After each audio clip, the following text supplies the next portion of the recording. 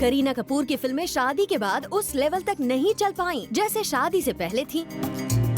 विद्या बालन बॉलीवुड की number 1 heroine होने के बाद भी शादी के बाद बॉक्स ऑफिस पर अपना जलवा मेंटेन नहीं कर पाईं। ऐश्वर्या राय बच्चन का भी शादी के बाद वो रुतबा नहीं रहा जो शादी से पहले था। करिश्मा कपूर ने भी शादी के बाद बॉलीवुड में कमबैक की कोशिश की, लेकिन सक्सेसफुल नहीं हो पाईं।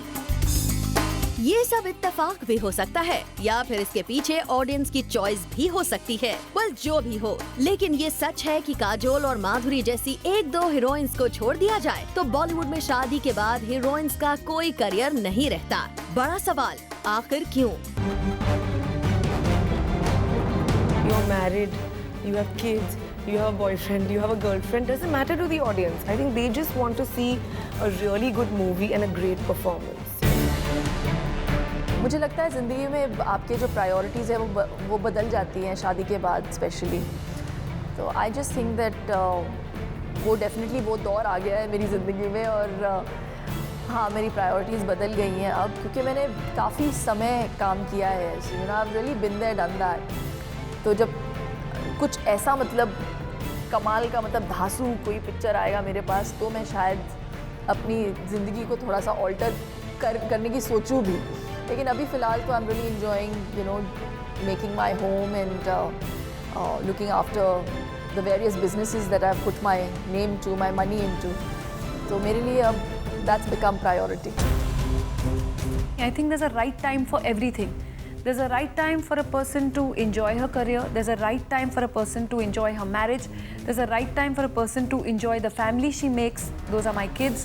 And then there's a right time to start work again, but at your own pace. And that's what I've exactly done.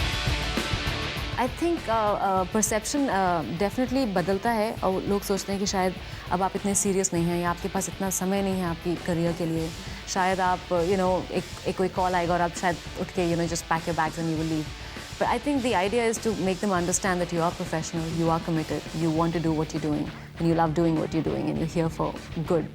So I think जब वो कन्विंस हो जाते हैं एंड दे नो कि आप भागने नहीं वाले कहीं and you do your job, you know, being desirable on screen really well.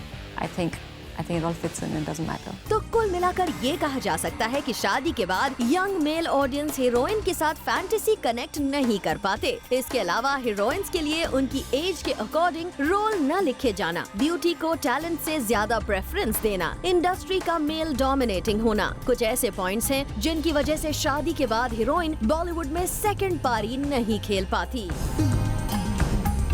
We hope कि बदलते वक्त के साथ साथ बॉलीवुड का ये ट्रेंड भी जरूर बदले और बॉलीवुड में एक ऐसी फिजा आए जहां हीरोइंस को उनके टैलेंट के दम पर कंसिडर किया जाए, न कि उनके सिंगल और मैरिड स्टेटस को देखकर।